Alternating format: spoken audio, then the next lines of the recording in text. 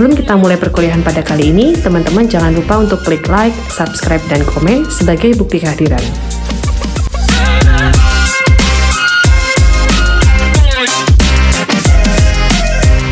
Selamat datang di mata kuliah Manajemen Pengambilan Keputusan. Setelah pada pertemuan sebelumnya kita mempelajari pengambilan keputusan dalam kondisi pasti, maka hari ini kita akan melangkah lebih dalam untuk memahami pengambilan keputusan dalam kondisi tidak pasti. Silakan teman-teman menyimak dan mencatat poin-poin penting dalam pembahasan ini. Analisis keputusan dalam kondisi tidak pasti. Dalam proses manajerial, pengambilan keputusan menjadi aktivitas yang sangat penting karena setiap pilihan akan menentukan arah dan hasil yang diperoleh perusahaan di masa depan. Namun, permasalahan muncul ketika manajer harus mengambil keputusan dalam situasi yang tidak sepenuhnya dapat diprediksi. Kondisi masa depan bisa berubah-ubah, informasi sering tidak lengkap, dan data probabilitas kejadian tidak selalu tersedia. Karena itu, pengambil keputusan harus mampu memilih alternatif terbaik meskipun menghadapi ketidakpastian. Syarat pengambilan keputusan kondisi tidak pasti. 1. Ada beberapa alternatif tindakan yang visible dapat dilakukan. Artinya, pengambil keputusan memiliki beberapa pilihan tindakan yang memang mungkin dijalankan. Semua alternatif ini dianggap realistis, dapat dilaksanakan, dan tersedia sebagai opsi yang setara untuk dipertimbangkan sebelum dipilih salah satu. 2. Nilai probabilitas masing-masing kejadian tidak diketahui. Pada kondisi ini, manajer tidak memiliki informasi tentang seberapa besar peluang setiap keadaan masa depan akan terjadi. Tidak ada data historis, prediksi, atau estimasi probabilitas yang bisa digunakan. Karena probabilitas tidak diketahui, perhitungan berbasis peluang seperti EMV tidak dapat dilakukan. 3. Memiliki payoff sebagai hasil kombinasi tindakan dan kejadian tidak pasti. Setiap alternatif tindakan tetap memiliki nilai hasil payoff untuk setiap kemungkinan kondisi masa depan. Nilai payoff inilah yang menunjukkan konsekuensi atau keuntungan dari setiap pilihan jika suatu keadaan terjadi.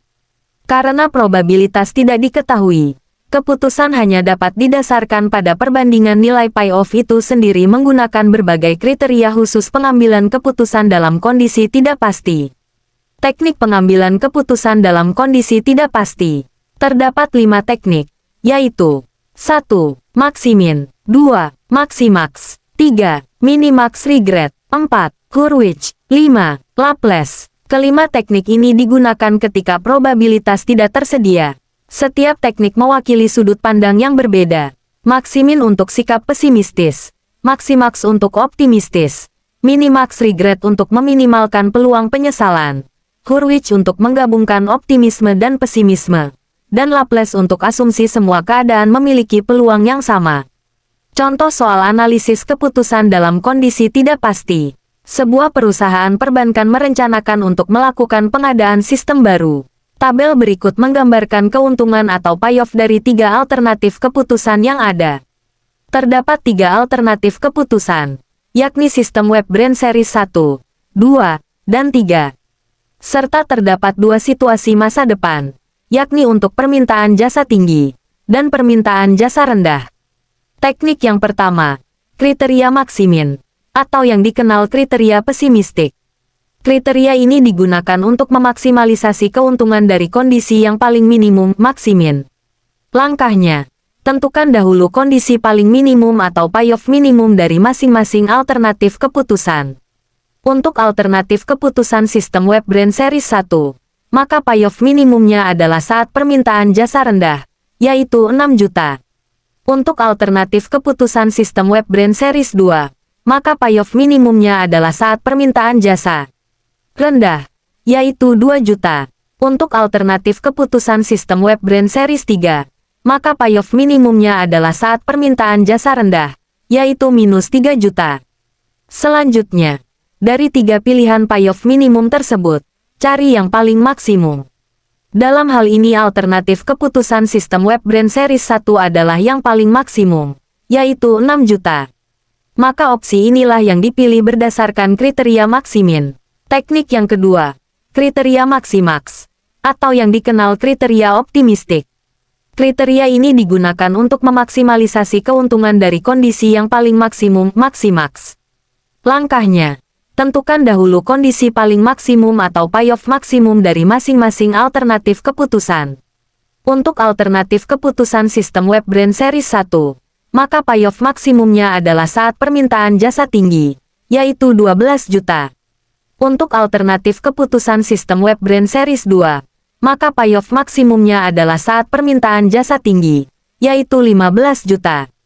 Untuk alternatif keputusan sistem web brand series 3, maka payoff maksimumnya adalah saat permintaan jasa tinggi, yaitu 20 juta. Selanjutnya, dari 3 pilihan payoff maksimum tersebut, cari yang paling maksimum. Dalam hal ini alternatif keputusan sistem web brand series 3 adalah yang paling maksimum, yaitu 20 juta.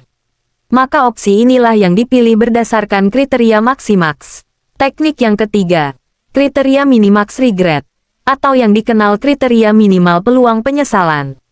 Kriteria ini digunakan untuk memilih kerugian minimum dari kemungkinan kerugian karena kehilangan kesempatan maksimum. Langkahnya, tentukan dahulu opportunity loss atau kesempatan yang hilang dari masing-masing alternatif keputusan. Hal ini bisa diperoleh dari mencari kesempatan paling maksimum. Kondisi pertama, yaitu untuk permintaan jasa tinggi, maka kesempatan paling maksimumnya adalah 20 juta. Lalu opportunity loss atau kesempatan yang hilang, bisa dicari melalui hasil pengurangan kesempatan maksimumnya dengan nilai pada situasi permintaan jasa tinggi. Untuk alternatif keputusan sistem web brand series 1, maka kesempatan yang hilangnya adalah 20 dikurangi 12, yaitu 8 juta. Untuk alternatif keputusan sistem web brand series 2, maka kesempatan yang hilangnya adalah 20 dikurangi 15, yaitu 5 juta. Untuk alternatif keputusan sistem web brand series 3, maka kesempatan yang hilangnya adalah 20 dikurangi 20, yaitu 0 juta. Demikian juga kondisi kedua, yaitu untuk permintaan jasa rendah, maka kesempatan paling maksimumnya adalah 6 juta. Lalu kesempatan yang hilangnya bisa dicari melalui hasil pengurangan kesempatan maksimumnya dengan nilai pada situasi permintaan jasa rendah. Untuk alternatif keputusan sistem web brand series 1, maka kesempatan yang hilangnya adalah 6 dikurangi 6, yaitu 0 juta. Untuk alternatif keputusan sistem web brand series 2, maka kesempatan yang hilangnya adalah 6 dikurangi 2, yaitu 4 juta. Untuk alternatif keputusan sistem web brand series 3, maka kesempatan yang hilangnya adalah 6 dikurangi minus 3, yaitu 9 juta. Selanjutnya, dari masing-masing alternatif keputusan, cari yang paling maksimum. Dalam hal ini pada alternatif keputusan sistem web brand series 1, yang paling maksimum adalah 8 juta. Pada alternatif keputusan sistem web brand series 2, yang paling maksimum adalah 5 juta. Pada alternatif keputusan sistem web brand series 3, yang paling maksimum adalah 9 juta. Tahap terakhir, cari nilai kesempatan yang hilang paling rendah atau minimum, yaitu 5 juta. Maka opsi sistem web brand series 2 inilah yang dipilih berdasarkan kriteria minimax regret. Teknik yang keempat, kriteria Hurwitz. Teknik ini menggabungkan sikap optimisme melalui nilai maksimum dan sikap pesimisme melalui nilai minimum menggunakan koefisien alfa. Alfa adalah ukuran tingkat optimisme pengambil keputusan dalam menghadapi ketidakpastian. Semakin besar alfa, semakin optimis, dan semakin kecil alfa, semakin pesimis. Rumus dalam teknik Hurwitz adalah alfa dikali payoff maksimum, ditambah 1 dikurangi alfa, dan dikali payoff minimum. Dengan alfa sama dengan 0,6, keputusan dipilih berdasarkan nilai gabungan yang menghasilkan expected value terbesar. Masih menggunakan soal yang sama, namun koefisien alfa diketahui sebesar 0,6. Maka nilai N atau nilai ekspektasi sistem web brand series 1 adalah 0,6 kali 12 juta, ditambah 1 dikurangi 0,6 kali 6 juta, yaitu 9,6 juta. Dengan cara yang sama diperoleh nilai N atau nilai ekspektasi sistem web brand series 2 adalah 9,8 juta, dan nilai N atau nilai ekspektasi sistem web brand series 3 adalah 10,8 juta.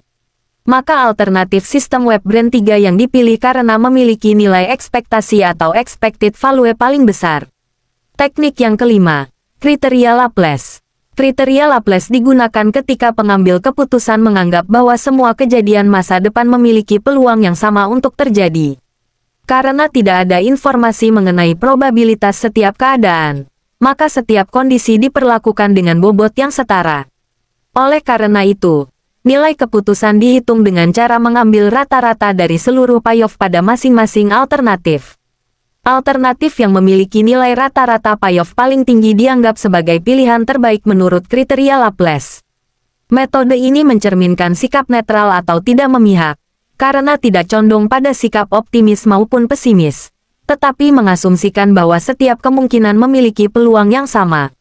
Sehingga, nilai ekspektasi untuk sistem WebBrain Series 1 adalah 1/3 dari 12 tambah 9 tambah 6, yaitu 9 juta. Nilai ekspektasi untuk sistem WebBrain Series 2 adalah 1/3 dari 15 tambah 9 tambah 2, yaitu 8,66 juta. Dan nilai ekspektasi untuk sistem WebBrain Series 3 adalah 1/3 dari 20 tambah 11 tambah minus 3, yaitu 9,33 juta. Sehingga alternatif sistem WebBrain Series 3 dipilih karena memberikan maksimum nilai ekspektasi atau expected value. Demikian pembahasan pada materi pengambilan keputusan dalam kondisi tidak pasti. Semoga materi kali ini menambah wawasan teman-teman. Jangan lupa untuk absen online di kolom komentar ya. Terima kasih dan sampai jumpa di pertemuan berikutnya. Nah, demikian pembahasan pada perkuliahan kita kali ini. Semoga menambah wawasan dan pengetahuan teman-teman semua. Kita ketemu lagi di lain kesempatan. Terima kasih. Assalamualaikum warahmatullahi wabarakatuh.